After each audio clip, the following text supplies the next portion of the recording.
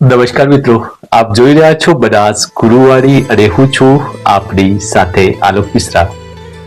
મિત્રો, આ વિડીયોમાં એક મહત્વની વાત આપ સૌના માટે. ગુજરાત રાજ્યની તમામ પ્રાથમિક શાળાઓમાં એલસી ને લઈને જ્યારે મહત્વના નિયમો સાથે બદલાવ આવી રહ્યા છે, એટલે કે જે એલસી છે કે જે ગુજરાત સરકાર શિક્ષણ વિભાગના જે સર્ક્યુલર અનુસાર ગુજરાતી અને અંગ્રેજી એમ બે રીતે લખવાની થાય છે. એટલે કે જે ભાષા છે એ બે રીતે આપણે ગુજરાતીમાં પણ લખવાનું થાય છે નામ અને અંગ્રેજીમાં પણ લખવાનું થાય છે.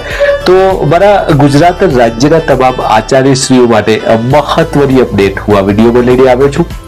જો બનાસ ગુરુવાણી સાથે હજી સુધી ના જોડાયા હોય તો સૌને નમ્ર વિનંતી છે કે ચેનલને સબસ્ક્રાઇબ કરી લેશો અને વિડીયો ગમે તો ચોક્કસથી આપણા મિત્રોને શેર કરવાનું ભૂલતા નહીં. કારણ કે આપણી સૌની ચેનલ બનાસ ગુરુવાણી પર આપણે લાવતા હોઈએ છીએ હંમેશા ઓથેન્ટિક માહિતી, હંમેશા શિક્ષણની સાથે આપ સૌની ચેનલ બનાસ ગુરુવાણી ઉપર. તો આવો જે મહત્વના મુદ્દાને લઈને જે સૂચના આપવામાં આવી છે, જે બનાસકાંઠા શિક્ષણ વિભાગનું જે વહીવટી તંત્ર છે, એટલે કે આપણા માનનીય ડીપીઓ સાહેબ છે, એમને એક મહત્વનો મેસેજ દરેક ગ્રુપોમાં બીઆરસી અને જે આપણા તાલુકા પ્રાથમિક શિક્ષણ અધિકારી શ્રી છે એમના મારફત તમામ ગ્રુપોમાં શેર કર્યો છે.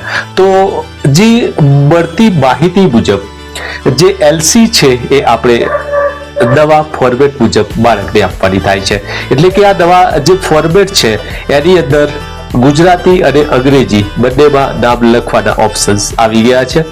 અને જે નામ લખવાની કાર્ય પદ્ધતિ છે કે એટલે જ્યારે આપણે જનરલ રજિસ્ટર પ્રમાણે આમાં ગુજરાતીમાં નામ લખશું ત્યારે બાળક ના પાસે જે આધાર હોય, મિત્રો આપ સૌ સમજી રહ્યા છો કે આપણા જે જનરલ રજિસ્ટરની અંદર એ બાળકનું નામ માત્ર ગુજરાતીમાં હશે, પણ ગુજરાતીની સાથે જ્યારે આપણે અંગ્રેજીમાં લખવાનું થશે ત્યારે જે સૂચના છે કે બાળક પાસે જે આધાર હોય, આધારની અંદર બે મહત્વના આધાર હશે, જેની અંદર એક જન્મનું પ્રમાણપત્ર હશે અને એક આધાર કાર્ડ હશે. તો જન્મના પ્રમાણપત્ર અને આધાર કાર્ડ આ બંનેની વિગતો આપણે ચકાસી લેવી જરૂરી છે. અથવા તો જે અપાર આઈડી, મિત્રો મહત્વની વાત સમજી લેજો કે ધોરણ 8 ની અંદર જ્યારે બાળક એલસી લઈને જશે તેમાં અપાર આઈડી નો ઉલ્લેખ કરવો અનિવાર્ય છે. તો અપાર આઈડી ના નામ પ્રમાણે બાળકના જે અંગ્રેજીના સ્પેલિંગ્સ હશે એ આધાર કાર્ડને લઈને હશે.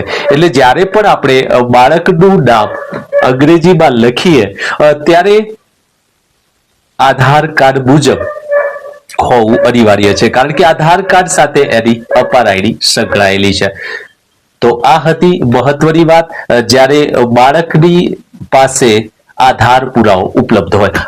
હવે બીજી મહત્વની વાત એ છે કે જો બાળક પાસે કોઈ પણ પ્રકારનો જે આધાર પુરાવો ઉપલબ્ધ નથી, એટલે કે આધાર કાર્ડ અથવા જન્મનું પ્રમાણપત્ર નથી, તો એવા બાળકો માટે આપણે આપણી કક્ષાએથી શું કરીએ છીએ તો જે વહીવટી તંત્ર તરફથી મળતી સૂચના છે, તો ગુજરાતીમાં જે આપણે જનરલ રજિસ્ટરમાં નામ લખ્યું હશે તો અંગ્રેજીની જોડણી મુજબ જે નામ થવા પાત્ર હોય એ ભૂલ રહિત અને નિયમો અનુસાર લખવાનું રહેશે. અને નામ લખ્યા પછી વાલીની એક સંમતિ પત્રકમાં સહી લેવાની રહેશે અને આ પત્રક શાળા કક્ષાએ નિભાવવાનું રહેશે. મિત્રો, કારણ કે જ્યારે પણ ભવિષ્યમાં નામના બાબતે લઈને કોઈ પ્રશ્ન ઉભો થાય તો અહીંયા વાલીએ સંમતિ આપેલી હશે. તો આ હતી બે મહત્વની વાત. આપ જ્યારે એલસી બાળકોને આપી રહ્યા છો તે આ વિડીયો જો આપણા માટે ખૂબ જ આવશ્યક છે. તો આવી જ મહત્વની બાબતો અને જાણકારી માટે શિક્ષણ વિભાગની તમામ માહિતી માટે આપ જોડાઈ શકો છો બનાસ ગુરુવાણી સાથે. અને આવા જ બીજા મહત્વના વિડીયો જોવા માટે આપ લાઈક, શેર અને સબસ્ક્રાઇબ પણ કરી શકો છો. તો આવો ફરીથી મળીએ એક નવા વિડીયો સાથે, એક નવી માહિતી સાથે. આભાર. જય હિન્દ, જય ભારત, વંદે માતરમ.